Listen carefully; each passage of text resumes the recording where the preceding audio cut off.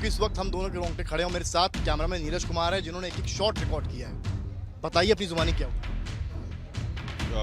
बहुत लंबा करियर हो गया, लेकिन इस तरीके का शूट आउट मैंने अपनी लाइफ में कवर नहीं किया। दंगे बहुत देखे, बहुत कुछ देखा, लेकिन जब पुलिस अंदर आई और हम लोग कैजुअली साथ में आ रहे थे, अमूमन ऐसा होता है कि कोई क्रिमिनल आता है तो हम लोग साथ में उसको कवर करते हुए जाते हैं, और एकदम से इंतजार कर रहे थे काफी देर। बिल्कुल हम लोग करीब आधे घंटे से वेट कर रहे थे कि अतीक अहमद आएगा, और हम लोग उसको उसकी बाइट के लिए इंतजार कर रहे थे कि एक शब्द वो बोलेगा। और जैसे शुरू करना यहीं से शुरू कर। बिल्कुल यहाँ से जैसे ही आप बात करना शुरू करते हैं और हम लोग पीछे पीछे जाते हैं, और जैसे ही बोलना शुरू करता है, जैसे ही अतीक अहमद और असद वो उसका भाई बोलना शुरू करता है, और एकदम से तड़तड़ाहट की आवाज़ आती है, और ऐसे लगता है कि जैसे पटाखे लगने लगे। मैं अपने आंखों के सामने धुआं देख पाता हूँ एकदम से। आप धुआं देख पाते हैं, मुझे एक हल्का सा बर्न नजर आता है, और मैं 2 कदम पीछे हट के मैं देखता हूँ, और एकदम से फायर, और सब तितर बितर हो जाते हैं, इंक्लूडिंग जितने पुलिस वाले थे।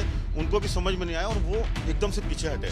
जब वो पीछे हटे, मैं अपनी पोजीशन पे था, मैंने कैमरा वो स्टैटिक रखा, और मैं ये पूरी कोशिश कर रहा था कि जो भी कुछ हो रहा है वो कैमरे में। नीरज, आपसे एक सवाल मेरा ये है कि पोजीशन क्या थी, ये सवाल आ रहा है, पोजीशन क्या थी उनकी, यानी कि जो गोलियां चली हैं, आप कैमरे से देख रहे थे, आपने सबसे बारीकी से देखा है, तीनों जो शूटर थे उनकी पोजीशन क्या थी? देखिए, अतीक अहमद और असद हमारे सामने थे, उसका भाई हमारे सामने था, और बगल से एक पिस्टल आती है और अतीक अहमद के पहले सर पे फायर लगता है।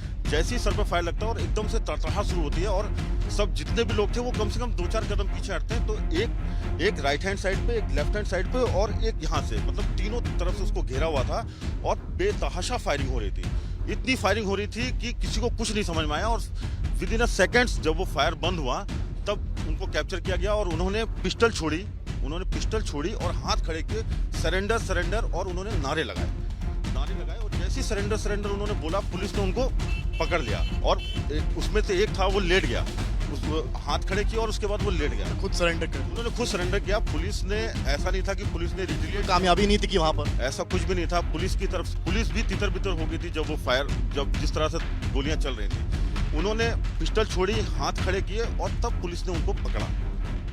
ये हुआ। ये बताइए मुझे कि जब तितर बितर हुए हैं, कई लोग भागे हैं, उस वक्त आपकी पोजीशन क्या है? मैं अपनी पोजीशन से कम 4 से 6 कदम पीछे हटा, 4 से 6 कदम।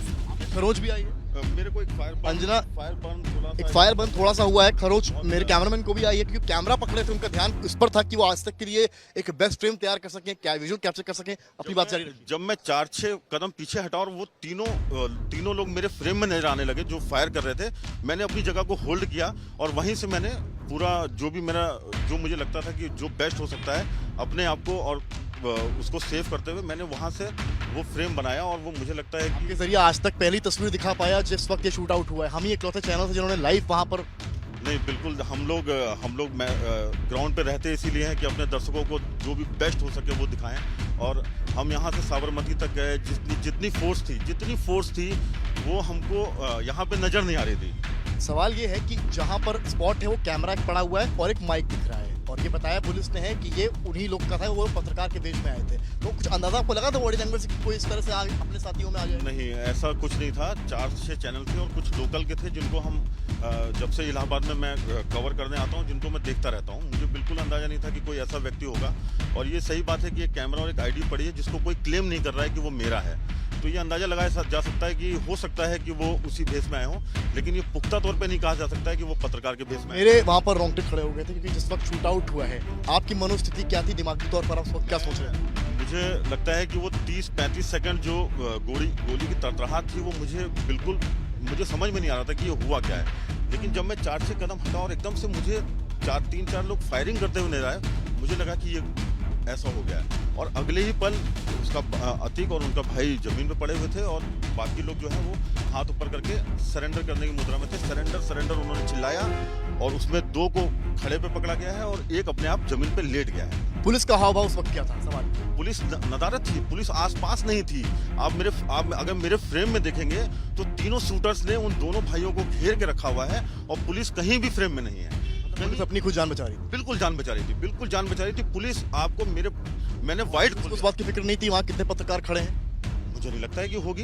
मुझे लगता है कि जिस तरह की गोलीबारी हुई है, सब अपनी जान बचा के भाग रहे होंगे, तो पुलिस ने भी सोचा यही बेहतर है कि पहले जान बचाई जाए, बाद में देखा जाएगा। मैंने अपना लेकिन आज तक की टीम वहां पर मौजूद है। मैंने अपने कैमरे का वाइड फ्रेम खोला ताकि एक भी शॉट मेरा मिस ना हो पाए। मैंने अपनी पोजीशन ली और मैंने वाइड फ्रेम खोला, और जिस तरह से था वो जो भी उस स्थिति में मैं मूवमेंट कर पाया वो मैंने किया। लेकिन पूरे फ्रेम में आप देखेंगे, पूरे फ्रेम में देखेंगे आप, पुलिस नहीं है। जब उन्होंने पिस्टल रख दी और सरेंडर किया, तब पुलिस ने आके उनको पकड़ा है। ये बताइए कि जो पुलिसकर्मी थे, क्या उनके पास हथियार नहीं थे? किसी ने कोशिश करी उस वक्त हथियार निकाल कर उन पर क्रॉस फायर करने की रोकने की? नहीं, मुझे नहीं लगता है कि किसी ने कोशिश करी, क्योंकि जब उन्होंने सरेंडर किया तो किसी के भी हाथ में मुझे पिस्टल नहीं नजर आई। उन्होंने उनको होल्ड किया, मतलब किसी ने भी ये कोशिश नहीं करी। सरेंडर किया तो उन्होंने अपनी पिस्तौल छोड़ दी? बिल्कुल, उन्होंने अपना काम किया, उन्होंने अपनी पिस्टल छोड़ी, हाथ ऊपर खड़े किए और सरेंडर किया। तब जो थाना इंचार्ज हैं उन्होंने आके 2 लोगों को पकड़ा, और एक जो खुद लेट गया था उसको पुलिस वालों ने, क्या बोलते हैं, पुलिस ने उसको प्रेस करके नीचे दबाया, और तीनों को तेजी में उन्होंने जीप में डाला और जीप में डाल के ले गए। मैं ये कह सकता हूँ, अपने अनुभव से तो नहीं कह सकता हूँ, जो मैंने देखा है मैं उसके हिसाब से कह रहा हूँ। पुलिस ने बिल्कुल ये कोशिश नहीं की कि किसी तरीके से उनके ऊपर फायर किया जाए या उनको बचाया जाए। ये बिल्कुल कोशिश नहीं हुई।